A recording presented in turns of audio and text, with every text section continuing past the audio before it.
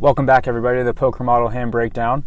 Today we're going to get into a topic of pre-flop all-ins, and we're going to get into the mindset of what to do when you have a big hand and maybe what your opponents would be thinking before and after your turn.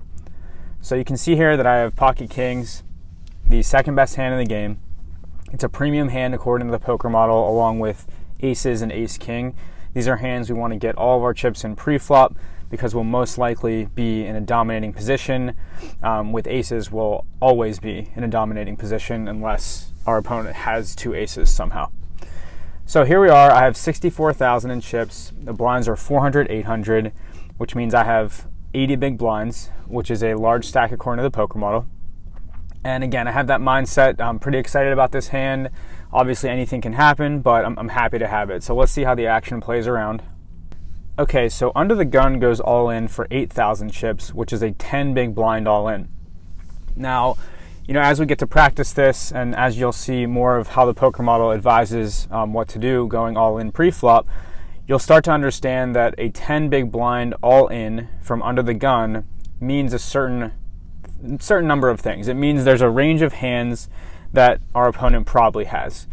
Obviously, aces, kings, queens, jacks, tens, like all of those bigger hands are definitely going to be all-ins here. Some players might go in with king, queen. Some might go in with, something as bad as ace four or pocket threes.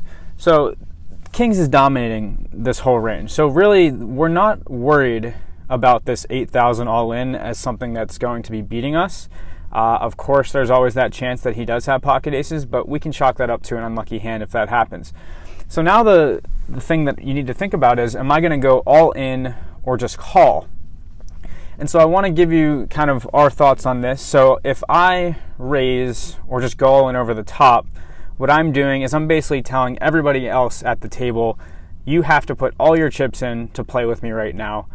And really, there's just a very thin range of hands that would do that I'm dominating. Pocket queens might be one of them. Some people might do it with pocket jacks, maybe ace queen. Really, ace king is probably one, and aces are one. So we want to maximize the value of kings.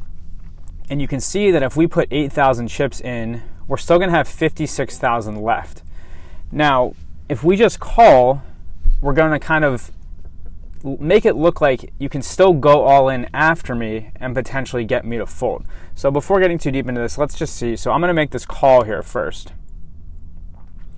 All right, so I call 8,000, and now as I go around the table, I can see, all right, someone sitting behind me with ace jack, or, something that I'm still dominating might be thinking, okay, I can kind of get this guy who just called the all-in to fold and potentially be still dominating that range of hands. So that is the reason that I call here. Obviously, everyone else can fold, and that's not a huge deal.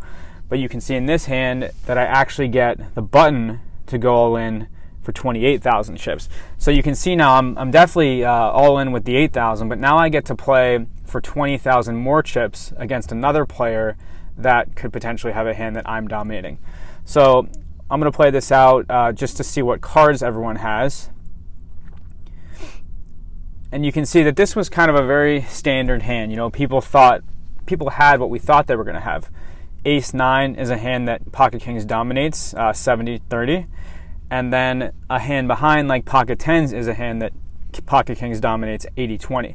If I had just gone all in with my Kings, there's a much larger chance that the player sitting there with Pocket Tens is going to fold without that potential of me folding to the 28,000 all in behind. So anyways, this is just a good example of being aware of the pre-flop all-in ranges, understanding that you can induce an all-in behind you by getting sly and just calling. And this is a situation where we were able to do that. Thanks again for listening this week, and we'll see you on the next episode of the Poker Model Hand Breakdown. As always, thank you for joining us for another episode of the Poker Model Hand Breakdown.